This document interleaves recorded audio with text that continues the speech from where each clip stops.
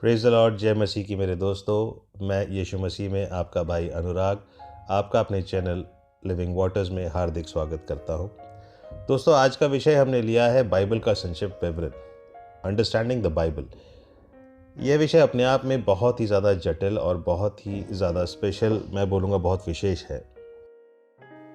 यह मेरा व्यक्तिगत अनुभव भी रहा है और मैंने बहुत ही करीब से इसे महसूस किया है कि आमतौर पर जो हमारे मसीह भाई बहन हैं, उन्होंने अपने आप को सिर्फ संडे वर्शिप मतलब रविवार के दिन चर्च जाना और वहाँ वचन सुनना और उस वचन की व्याख्या लेकर के वापस घर लौट जाना, उतने में वे अपने आप को संतुष्ट कर जाते हैं। मगर मेरे भाइयों, ऐसा नहीं है, क्योंकि पवित्र शास्त्र और पिता परमेश्वर हमें स्वयं प्रोत्साहित करते हैं, प्रेरित करते हैं कि हम उसके द्वारा लिखे गए या उसके द्वारा प्रेरित इस पवित्र शास्त्र को सही और सटीक रूप से जानें, उसे समझें, अर्थात उसे समझ के अपने जीवन में जो सकारात्मक हमें जो चेंजेस लाने हैं, उसकी ओर अग्रसर हों। पवित्र शास्त्र का महत्व हमारे जीवन में बहुत ज़्यादा है मेरे भाइयों। इसलिए आज मेरी कोशिश है कि मैं आपको इस वीडियो के माध्यम से किसी भी रूप से आपको हल्का सा प्रोत्साहित करने पाऊँ कि आप इस पवित्र शास्त्र की ओर अपना मन फिराएं। इसके अंदर जो बहुमूल्य वचन, जो प्रभु यीशु मसीह की शिक्षाएं और जितने प्रॉमिसेस हैं, जितने भी वचन हैं, जो मैसेजेस हैं, वह आप स्वयं समझें, पढ़ें, उसे जानें और अपने जीवन को आशीषित करें। चलिए आगे बढ़ने से पहले हम देख लेते हैं कुछ वचन जो पवित्र शास्त्र में ही दिए गए हैं। संपूर्ण पवित्र शास्त्र परमेश्वर की प्रेरणा से रचा गया है और उपदेश और समझाने और सुधारने और धार्मिकता की शिक्षा के लिए लाभदायक है, ताकि परमेश्वर का जन सिद्ध बने और हर एक भले काम के लिए तत्पर हो जाए। दूसरा तिमुथियुस अध्याय 3 पद संख्या 16 से 17।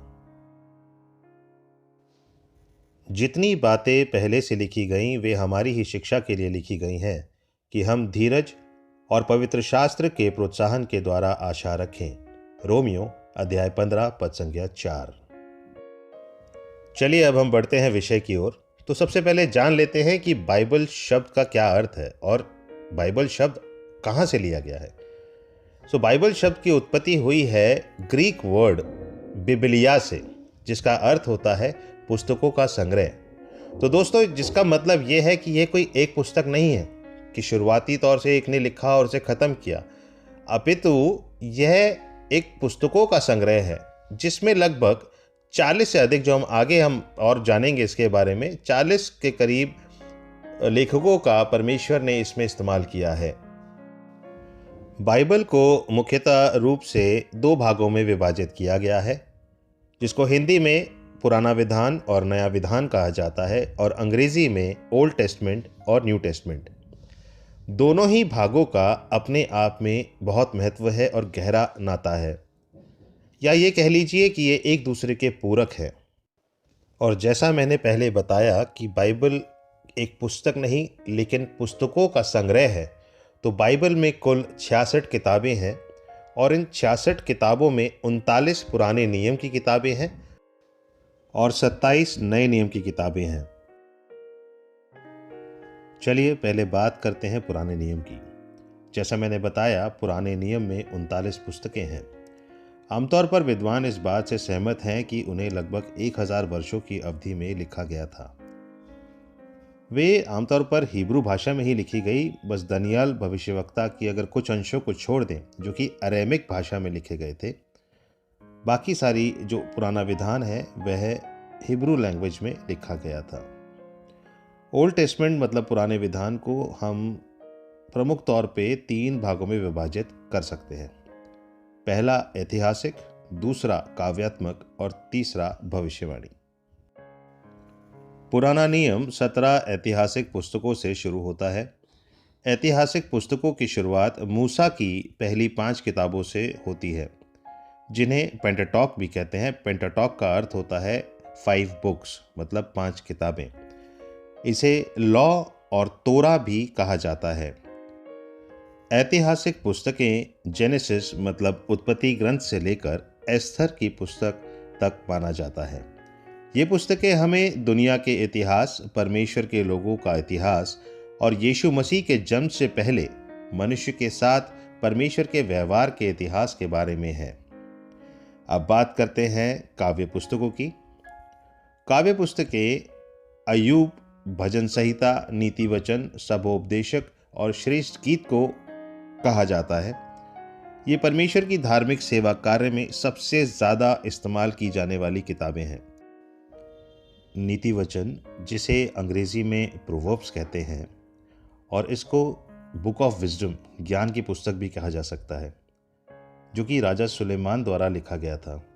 हालांकि अन्य लोग भी इस अद्भुत पुस्तक के लिए योगदानकर्ता थे, लेकिन नीति वचन के 31 अध्याय पूरे महीने के दैनिक पठन के रूप में इसे आदर्श बनाते हैं। और वहीं भजन संहिता की पुस्तक में कई जगह यीशु मसीह के बारे में भविष्यवाणी पाई जाती है। अब आगे बढ़ते हैं भविष्यवाणियों की पुस्तक के ओर। भविष्यवाणी की किताबें टोटल 17 है और ये अलग अलग नबियों द्वारा लिखी गई है। इसमें जो हम नबियों को भी हम बांटते हैं, जिसमें से हम 5 पुस्तकों को मेजर मानते हैं और 12 को माइनर मानते हैं। ये इसलिए नहीं कि इनकी पुस्तकों का आकार बड़ा है या कोई और कारण होगा, पर इसलिए कि इनका जो सूचना है, जो कंटेंट है, जो इन्फॉर्मेशन हम इन प्रमुख 5 किताबों में मानते हैं, जिनका मैं अभी वर्णन करने वाला हूँ, उसके महत्व के कारण हम इन्हें मेजर की कैटेगरी में डालते हैं, जिसमें यशाया, यिर्मयाह, यहेजकेल और दानियेल जैसे प्रमुख भविष्यवक्ताओं का नाम आता है। भले ही भविष्यवक्ता दानियेल की पुस्तक में केवल 12 अध्याय है, लेकिन भविष्य में आने वाली समय रेखाओं और स्पष्टीकरणों के बारे में अधिक विशिष्ट भविष्यवाणियाँ हैं और अन्य भविष्यवाणियों में की तुलना में ये ऊपर ही है। यशाया की भविष्यवाणियों में यीशु के बारे में दूसरों से ज़्यादा अधिक जानकारी है। इसमें यीशु मसीह के पहले आने के बारे में और उसके पुनरागमन के बारे में भी लिखा गया है। बाइबल में यशाया की किताब में ही मिलेनियल किंगडम के बारे में, मतलब पृथ्वी पर मसीह के 1000 वर्ष के शासनकाल के बारे में अधिक भविष्यवाणियाँ की गई हैं। यिर्मयाह को रोते हुए नबी के रूप में भी माना जाता है, जो मुख्य रूप से इतिहास, पतन, भविष्य और यहूदी लोगों की इज़राइल में बहाली के साथ संबंधित था, जो सभी हुआ भी। उसके बाद यहेजकेल, जिसने यहूदियों के बारे में भी काफ़ी भविष्यवाणियाँ की थी। हालांकि उनके पास दूर के भविष्य के बारे में कई भविष्यवाणियाँ भी थीं, खासकर एंटी क्राइस्ट, आर्मगेडन और आने वाले स्वर्ग के राज के बारे में। पर ये तीनों अपने आप में ही एक अलग विषय है दोस्तों, जिसको मैं कोशिश करूँगा कि प्रभु के अनुग्रह से आने वाले समय इन विषयों को अलग अलग लेकर के मैं आपको एक अच्छा संक्षिप्त इसका वीडियो बना करके दे सकूं, आपसे मैं बांट सकूं। अब आगे बात करते हैं दानियेल नबी की। दानियेल नबी को हम एंड टाइम नबी भी कहते हैं। वैसे बाकी जो सभी नबी हैं, उन सबों ने एंड टाइम के बारे में भविष्यवाणी तो करी है, बट दानियेल नबी वह है जो भविष्यवाणियों के मुख्य रूप से दूर के भविष्य के साथ व्यवहार करता है। दूर की जो भविष्यवाणी थी उनको उसमें उन्होंने लिखा है। यहाँ तक कि उन्हें पुस्तक को सील करने के लिए भी कहा गया था कि जब तक अंत का समय नहीं आएगा तब तक इसका खुलासा ना किया जाएगा। इसका एक वचन है दानियेल नबी की पुस्तक में, उनके अध्याय 12 पद संख्या 4 में, परंतु हे दानियेल, तू इस पुस्तक पर मोहर करके इन वचनों को अंत समय तक के लिए बंद रख, और बहुत लोग पूछ-पाछ और ढूंढ-ढांड करेंगे और इससे ज्ञान भी बढ़ जाएगा। तो ये थी भविष्यवाणी की पुस्तकें। अब आगे हम छोटे भविष्यवक्ताओं की बात भी करते हैं। तो इस खंड में जो शेष 12 भविष्यवाणी की पुस्तकें हैं, जो दानियेल के बाद से मलाकी की पुस्तक में पुराने नियम के अंत तक फैलती है, मुख्य रूप से स्थानीय और समय की वर्तमान भविष्यवाणियों से संबंधित है। इन्हें माइनर नबी में कुछ भविष्यवाणियाँ भी थी जो एंड टाइम पर लागू होती थीं। इसलिए बाइबल की भविष्यवाणियों की एक ओवरऑल पिक्चर बनाने के लिए ये सारी पुस्तकें बहुत महत्वपूर्ण हैं। ये था हमारा पुराने विधान का संक्षिप्त विवरण, जिसमें हमने पुराने विधान की पुस्तकों को 3 भागों में करके जांचा कि जब हम ये पुस्तकें पढ़ें तो हमें पहले से ही थोड़ा-सा सामान्य ज्ञान हो कि ये पुस्तक हमें किस तरफ या किस दिशा की ओर हमें शिक्षा देगी। जब आप पुराने विधान का अध्ययन करेंगे, तो निश्चित तौर पर आप उन सभी वास्तविक घटनाओं को पूर्ण रूप से अपनी आँखों के सामने देखेंगे, जो उस समय घटित हुआ। इसके अलावा आप परमेश्वर की बांधी हुई अपनी चुनी हुई कौम यहूदियों के साथ जो 3 वाचाएँ थी, उसको भी आप देखेंगे, जो उन्होंने नूह के साथ और इब्राहिम के साथ और मूसा के साथ बांधी थी। साथ ही साथ जो इसमें सबसे महत्वपूर्ण चीज़ जो हम जानते हैं, जिसको हम जानना चाहते हैं और जो पुराने विधान को सबसे ज़्यादा महत्वपूर्ण बनाता है हमारे अध्ययन के लिए, वह है परमेश्वर को पहचानना। हम परमेश्वर को वास्तविक तौर पर उसके चरित्र को पुराने विधान में पहचानते हैं। हम ये जान लेते हैं पुराने विधान का अध्ययन करके कि परमेश्वर का प्रेम कितना असीम है, वह हमसे कितना प्रेम करता है और वह कितना धैर्य और संयम बरतने वाला परमेश्वर है। अपनी इच्छा को वो किस तरह से अपने लोगों पर प्रकट करता है, उनके साथ एक ढाल के समान खड़ा रहता है और उनको कभी अकेला नहीं छोड़ता। साथ ही साथ वह अपने चरित्र में अपने आक्रोश को भी पुराने विधान में हमें बता देता है कि वह किन चीज़ों से या मनुष्य की द्वारा किए गए किन पापों से वह कितनी घृणा करता है। यह हर चीज़ वर्णित है दोस्तों। जीवन का सार एक तरह से इसमें वर्णित है, जिसका पूरक हम नए नियम में प्रभु यीशु मसीह की शिक्षाओं में देखते हैं, जो हमें तमाम वो शिक्षाएं देता है जो इस जीवन को बिताने के लिए, इस जीवन को जीने के लिए बेहद ज़रूरी हैं और परमेश्वर के निकट लाने में नया नियम हमें पूर्ण रूप से हमें हर तरह से प्रोत्साहित करता है। चलिए अब रुख करते हैं नए नियम की ओर। नए नियम में कुल 27 पुस्तकें हैं। नए नियम को भी हम, जैसे हमने पुराने नियम को 3 विभागों में विभाजित किया था, उसी तरह से नए नियम को भी हम 3 श्रेणियों में विभाजित कर सकते हैं। नए नियम की शुरुआत हम यीशु मसीह के इतिहास से शुरू करते हैं। यीशु मसीह का इतिहास मतलब उनके जन्म से लेकर उनके स्वर्गारोहण तक की सारी वास्तविक घटनाएं जो उस समय घटित हुई, वे सब इन 4 पुस्तकों में वर्णित हैं। ये शुरुआती 4 पुस्तकें जो यीशु मसीह के इतिहास से संबंध रखती हैं, इनका नाम है मत्ती, मार्कुस, लूका और यूहन्ना। ये चारों पुस्तकें सुसमाचार भी कहलाती हैं, जिसको अंग्रेजी में गॉस्पेल कहते हैं। इसके बाद 5वीं पुस्तक प्रेरितों के कार्य, जो कि अंग्रेजी में बुक ऑफ एक्ट्स के नाम से जानी जाती है। इन चारों सुसमाचारों में यीशु मसीह के इतिहास के साथ साथ यीशु मसीह की वे तमाम शिक्षाएं हैं और यीशु मसीह के द्वारा किए गए सभी सेवा कार्य, जिसमें सारे चमत्कार भी सम्मिलित हैं, वे सब इन चारों सुसमाचारों में वर्णित है। इसके साथ ही प्रेरितों के कार्यों मतलब जो बुक ऑफ एक्ट्स है, उसमें यीशु मसीह के स्वर्गारोहण के बाद जो पवित्र आत्मा जब पेंतकोस्त के दिन उनके ऊपर आया और उसके बाद किस तरह से कलीसिया आगे बढ़ी, इन सब बातों को प्रेरितों के कार्यों में पूरी तरह से वर्णित किया गया है। इसके आगे की 21 पुस्तकें, जिनको हम पत्रियां कहते हैं, इंग्लिश में इसे एपिसल्स भी कहा जाता है। यह टोटल 21 किताबें हैं, जिनमें से 14 पत्रियां या पुस्तकें पौलुस के द्वारा लिखी गई हैं और अन्य 7 याकूब, पतरस, यूहन्ना और यहूदा द्वारा रचित है।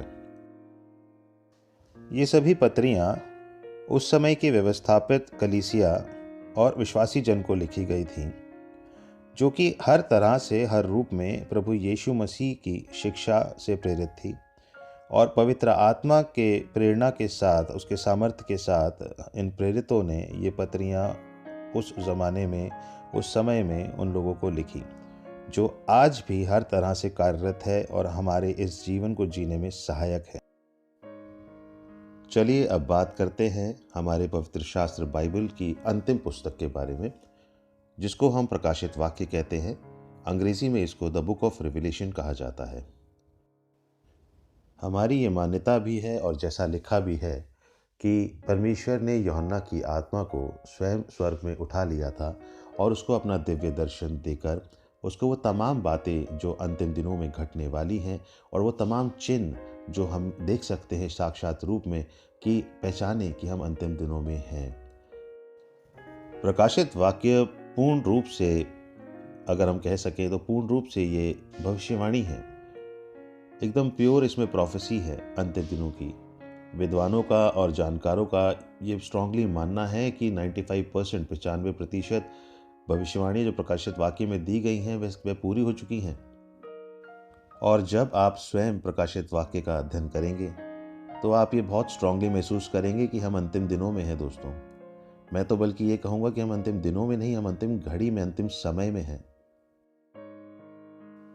प्रकाशित वाक्य हमें कुछ बहुत ही इम्पॉर्टेंट इवेंट्स, जो फ्यूचर इवेंट्स हैं, उनके बारे में बताता है जो भविष्य में होने वाली हैं, जैसे कि प्रभु यीशु मसीह का बादलों पर आना और मसीहत को, मसीहियों को, विश्वासियों को बादलों में उठा ले जाएंगे। इसके बाद शुरू होता है महाकलेश, मतलब द ग्रेट ट्रिब्यूलेशन, जो 7 साल का बाइबल में वर्णित है। वह समय काल शुरू होता है और इस काल में शैतान अपनी पूर्ण तरह से इस पृथ्वी पर प्रबल होगा। इस समय तक शैतान इतना ज़्यादा हावी हो चुका होगा कि वह इतने लोगों को भरमा चुका होगा कि वे उसकी पूजा ही करने लगेंगे। इस 7 साल के ही पीरियड में परमेश्वर 2 गवाहों को भी पृथ्वी पर भेजेंगे कि जो भटके हुए हैं, जिन्होंने विश्वास से में नहीं आ पाए हैं, उनको एक आखिरी मौका दिया जाए कि वह प्रभु यीशु मसीह पर अपना विश्वास कायम करें और उद्धार पाएं। साथ ही साथ जब हम आगे बढ़ते हैं तो इसमें फिर जो बहुत इम्पॉर्टेंट है वो आता है प्रभु यीशु मसीह का द्वितीय आगमन और स्वर्ग का राज्य, जो 1000 वर्षों का बाइबल में हमें बताया गया है। प्रभु के द्वितीय आगमन के बाद शैतान का हमेशा हमेशा के लिए खात्मा किया जाएगा। वह हमेशा हमेशा के लिए गंधक की झील में डाल दिया जाएगा। दोस्तों, ये था हमारा बाइबल का एक संक्षिप्त विवरण, जिसका मैंने एक ओवरव्यू देने की आपको कोशिश करी है ऊपरी तौर से कि बाइबल का पढ़ना कितना सरल भी हो सकता है जब हम ये जान जाएं कि बाइबल में किस तरह की हमें शिक्षा दी गई है, किस तरह के वचन हैं। आशा करता हूँ कि बाइबल का ये इंट्रोडक्शन जो आपके सामने मैं लेकर के आया हूँ आपको सही रीति से प्रेरित करेगा और प्रोत्साहित करेगा कि आप परमेश्वर के साथ एक निकटतम अपना संबंध बनाने पाएँ।